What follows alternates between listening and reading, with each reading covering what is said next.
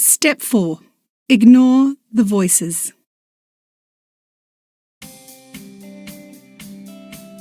Silencing your inner critic is important, but it's equally important that you find a way to block both your heart and your ears to your external critics too. Unless you make the decision not to listen to these voices, regardless of whether they are well-meaning or malicious, they will quickly drown out any positive thoughts you might have. By the end of this episode, you will have completely reframed the way you think about negative feedback and criticism and what you need to do when you receive it. I also share the strategy I use to make sure I know whose feedback I can trust. I often think of a conversation I had a long time ago with a mentor of mine. We were talking about the fear of judgment, of not being liked.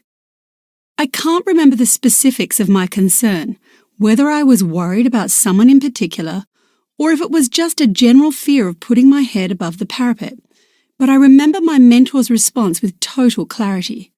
He said, "Some will, some won't, so what?" Some will, some won't, so what? His message was clear. While some people would think positively about me and whatever it was I was worried about, others might not. But the real question I needed to answer was, why did it matter? Why did I care? Why was I letting, not even a negative opinion, but a potential negative opinion get in my way? Why was I wasting my time and my energy thinking about it? These were powerful questions then, and they're powerful questions now. Why should someone else's opinion or judgment of you matter so much? Why should it matter more than your opinion or judgment of yourself? Why would you prioritize their thoughts, feelings, or opinions over your own? When someone judges you, it's about them, not you. When it comes to reframing your feelings about being judged or receiving criticism or negative feedback, the first thing you need to do is to accept that while it might feel uncomfortable, someone else's judgment of you is about them, not you. It's about their thoughts and feelings, their values and ideals. Regardless of whether you're receiving uninvited criticism or feedback on an idea you've had, or you feel like you're being put down for a decision you've made, the first and foremost thing you need to remember is it's not about you. It is not about you. When I'm training people to coach others to be the best they can be, one of the sayings we use over and over again is no thoughts, no feelings, no values, no judgments. As a coach, you don't want to push your agenda onto your clients. You don't want to be viewing their situation through the filter of your experience, and you can't assume your client is honouring the same set of values as you are. Under no circumstances should you evaluate their choices against what is ultimately your own criteria. Your job is to listen with an open mind and an open heart. Of course, there is a lot more to being a brilliant coach than mastering that one objective, but I do wish this idea was taught a little more widely than just in a coach training curriculum. But until everyone else learns how and when to give feedback so that it is appropriate and well received, the onus is on you to make sure their thoughts, feelings, values and judgments don't have a negative impact on you. It might be positioned as being about you, and the person who is providing you with this input might truly believe in their heart that it is about you, but it never is. It's about them. People will criticize you, judge you, or put you down because they are feeling insecure, or because you've challenged one of their limiting beliefs. They may be negative about your choices because they wouldn't be comfortable with them, or because your choices are in conflict with their values. Your decision might challenge their fears, or disrupt their status quo, or take them outside of their comfort zone. There are so many different reasons why this might happen, but understanding why it's occurred is nowhere near as important as understanding who it's really about when it does. Once you master this one mindset shift, nothing anybody says about you or your ideas will ever have quite the same power to hurt you again. Your next mindset shift is to realize that opinions are not facts. Whether someone is criticizing you or trying to be helpful, and the two often get confused by the person giving the feedback, their opinion is just their opinion. It's not a fact.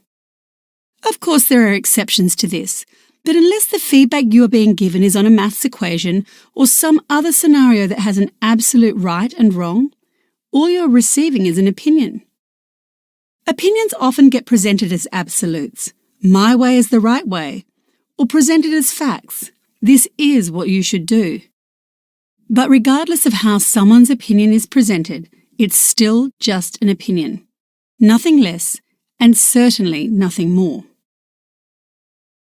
Once you're clear about the difference between opinions and facts, you're ready to learn to let any negative opinions slide right off. Just because someone is offering you their opinion doesn't mean you need to accept it. This mindset shift has been hugely liberating for so many of my clients. When we were children, it was the role of the adults in our lives, parents, carers, teachers, and so on, to teach us right from wrong.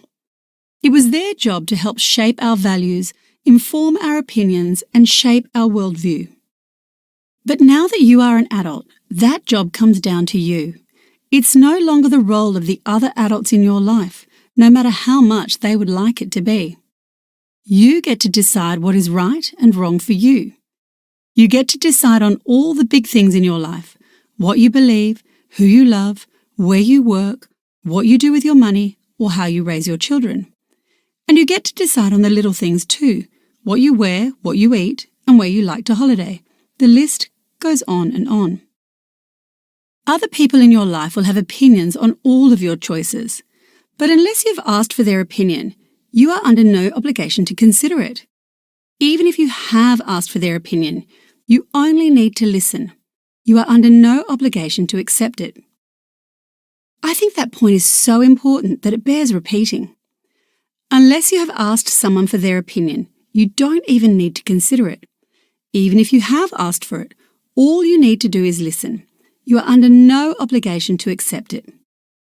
When someone expresses a negative view about you, you can ignore it. I'm serious. I want you to imagine your self-esteem as a non-stick pan, like a fry pan coated in Teflon, and criticisms, judgments, and negative opinions just slide right off. Can you feel how much lighter life would be if you were able to take this approach and make decisions that you knew were right for you, without taking on all the unhelpful and unkind input about your choices? You don't need to debate it. You don't need to justify your own choice or position. You don't need to be deflated by it, hurt or let down by it. Most importantly, you don't need to avoid it. All you need to do is ignore it. So now that you know you can ignore negative feedback and criticism, it's time to shift your mindset and stop being afraid of what other people think of you. So many people hold themselves back or limit their potential because they're afraid of what other people will think. They're afraid of being criticized, judged, or talked about in a negative way. Some people do it consciously, not taking action or making a change because of what so-and-so might say. Other people do it subconsciously, holding themselves back without even realizing they're doing it. What a waste! A waste of life's opportunities. Once, during a radio interview, the topic of wanting to be liked came up, and when I said, I really don't care what other people think about me, the interviewer challenged me. Surely you want to be liked, they said. Everybody wants to be liked. And so I clarified. I absolutely prefer to be liked. In an ideal world, everybody I encounter would have nothing but positive thoughts about me. But I don't care about their opinions.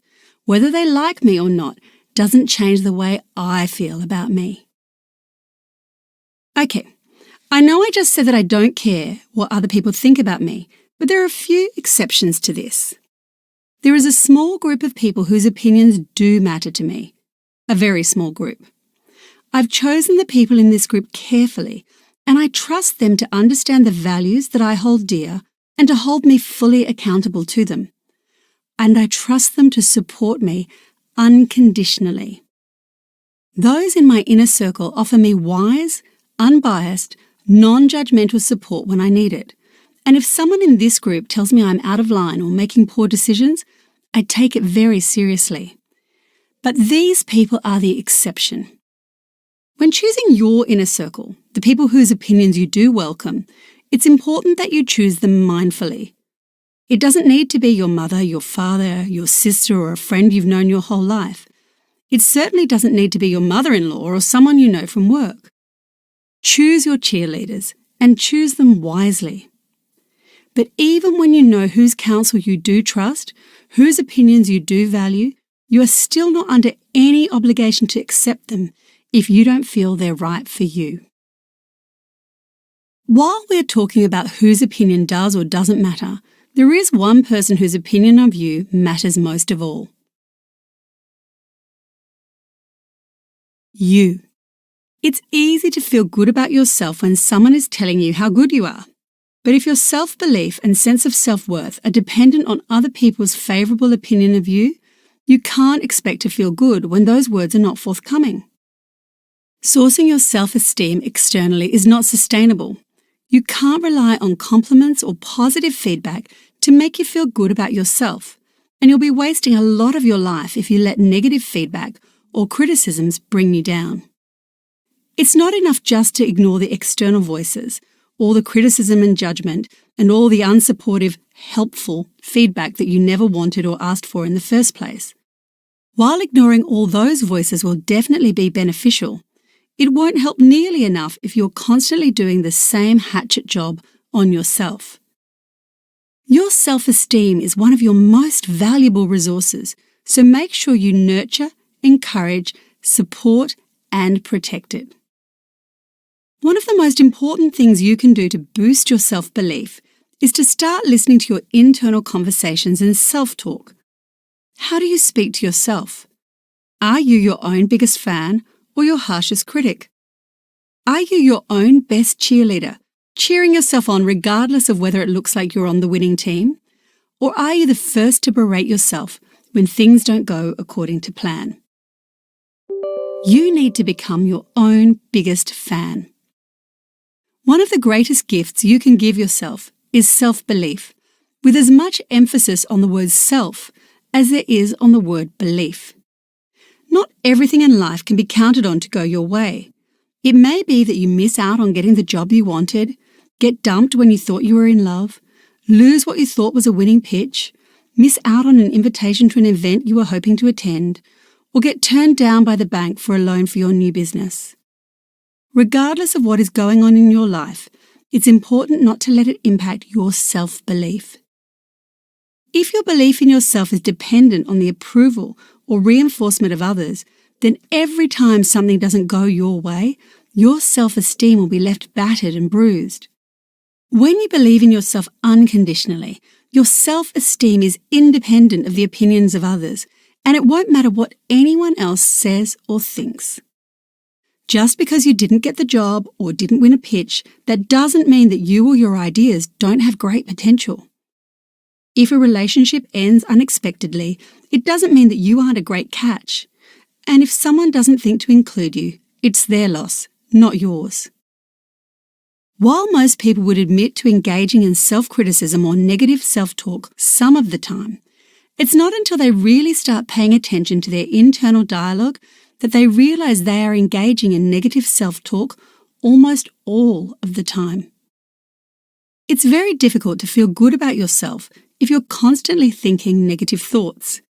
If you want to maintain a healthy level of confidence and self-belief, you need to put a stop to these messages and take back the ownership of the chat inside your head. The last thought I want to leave you with as you learn to ignore the voices is that you must never speak to yourself more harshly than you would to a small child. There's a story I've told in several of my books and on hundreds of stages about a time when I was walking in the park and I heard a woman berate her son for climbing a tree and then being too scared to climb back down. "Stop being so pathetic, you really are being stupid. What a wimp you are." On she went as this little boy cried in fear and humiliation. I felt sick listening to her words and was very relieved when her companion eventually came over and helped the boy down from the tree. When I tell this story to a live audience, there is always a sharp intake of breath as I share those cruel words. The audience is shocked. We all know that is no way to speak to a child, or for that matter, to anyone you'd like to get the best out of. But how often do you speak to yourself like that? How often do you call yourself an idiot, say that you're being stupid, criticize and berate yourself, or put yourself down? As an adult, if you are caring for a child, in that moment, you are the guardian of their self-esteem. That's why those harsh words from that woman feel so shocking.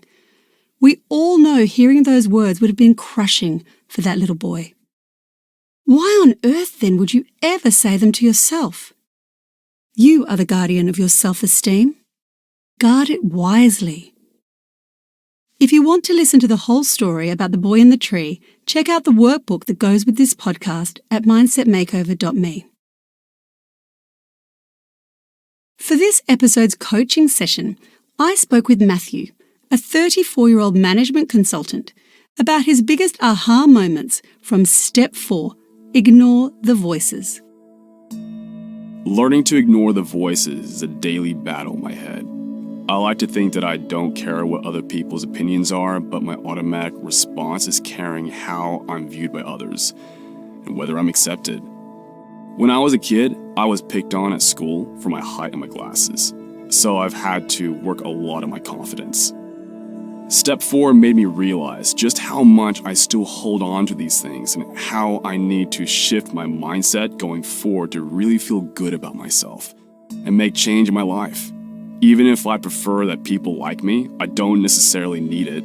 There is a difference. And even if people are being critical of me or have been critical of me, I don't need to take it on board. And that's their opinion coming out. They're projecting their own fears and beliefs and ideals onto me. Often it's about them anyway. Step 4 has been eye-opening for me. Trying to be liked takes a lot of time and energy. Sometimes it even feels like work. I shouldn't be putting so much importance on it. I shouldn't be worried if people don't like me, as long as I like and support myself. I need to learn how to cheer myself on and only seek advice from people I truly trust. And even then, only I am responsible for me and how I feel about myself and how I treat myself. They can offer advice, but I can choose whether I accept it or not. Self-doubt is one of the biggest voices I have to ignore. Moving forward, I will try my best to be my own compass and just go with what I feel deep down is the right thing to do. Like I've always wanted to start my own YouTube channel, but haven't because I'm worried about what people think. Even those in my life that support me and want me to do it make me feel self-conscious. But maybe it's time I listened to my cheerleaders, ignored the voice of self-doubt, and just did it. No more holding back. Before we move on, let's recap the most important lessons from Step 4, Ignore the Voices. 1. Know that when someone judges or criticizes you, it's about them, not you. 2. Remember that other people's opinions are just their opinion. They're not facts. 3. Develop emotional Teflon and let criticism and negative opinions slide right off. 4. Stop worrying about what other people might think of you and don't let the fear of being judged hold you back. 5. Choose a group of personal cheerleaders whose opinions of you matter. Choose them wisely and trust them completely. 6. Become your own biggest fan because the only person's opinion that really matters is yours. And 7.